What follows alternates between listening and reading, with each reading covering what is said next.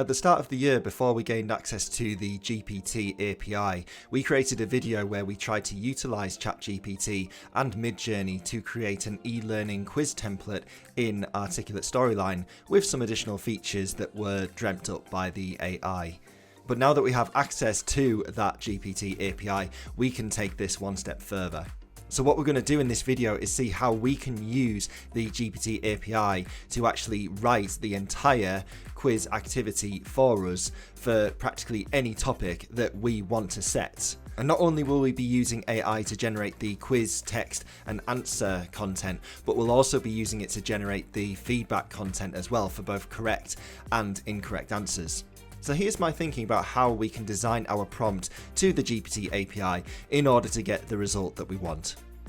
We'll start by giving ChatGPT a direct instruction for what we want it to do, which in this case is to create a quiz for us on a specific topic. The prompt text in this example will be replaced by whatever text variable has been set out by our user when we ask them to type what they want the subject of the quiz to be. Next, I will tell ChatGPT what we want its response to contain, and I've used a numbered list in order to make a clear distinction between the different elements that I want to be contained in the response. What I want is for ChatGPT to give us the question text, correct answer, 3 possible incorrect answers, positive feedback for a correct answer, and better luck next time style feedback for an incorrect answer.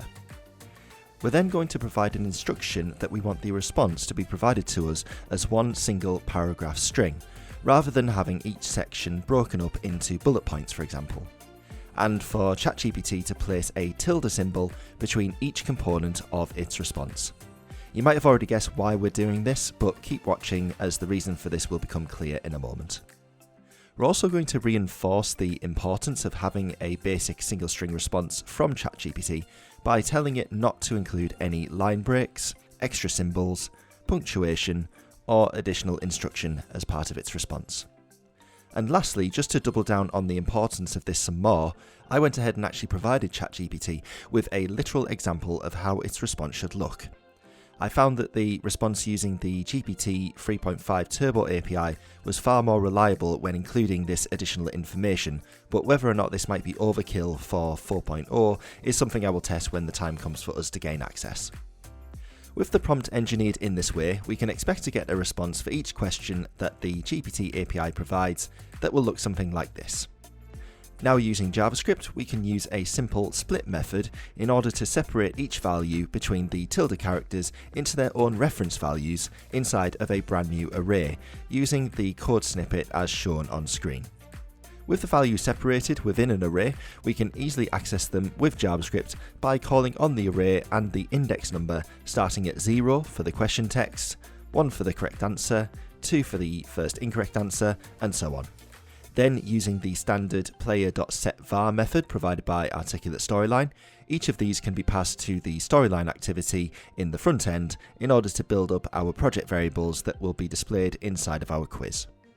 The rest of the project in Articulate Storyline is fairly basic, as this technique can be used with any multiple choice quiz template, so long as the values displayed to the user throughout the quiz can be replaced with text variable references. As the correct answer is always the first answer response provided by ChatGPT, we can make sure the quiz is more of a challenge to the user by ensuring the shuffle answers option is turned on. As soon as the API has generated a response that then triggers our additional execute JavaScript trigger to extract the data into project variables, a jump to slide trigger is then activated in order to launch the quiz.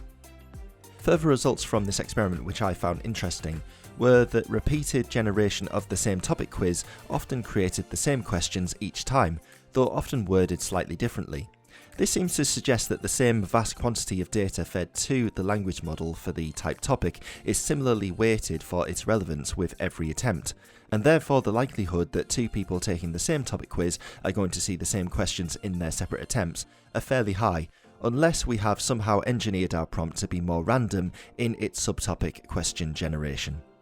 Also, as mentioned earlier, despite being very specific about the need to not have question elements be separated by line breaks, it seems that the GPT API can't help but do this when it's generating a response for more than one question and set of answers.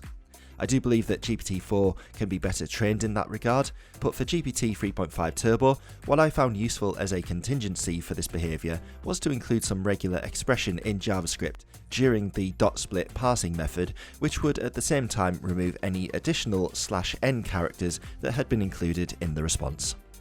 We have a lot more ideas coming up for ways in which we can further integrate the latest AI technologies with e-learning development solutions like Articulate Storyline. So if you're interested in seeing more content like this in the future, please make sure to like and subscribe to the Discover eLearning YouTube channel, and also visit us at discoverelearninguk.com, where you'll find lots of great content, including tutorials and templates for Articulate Storyline developers.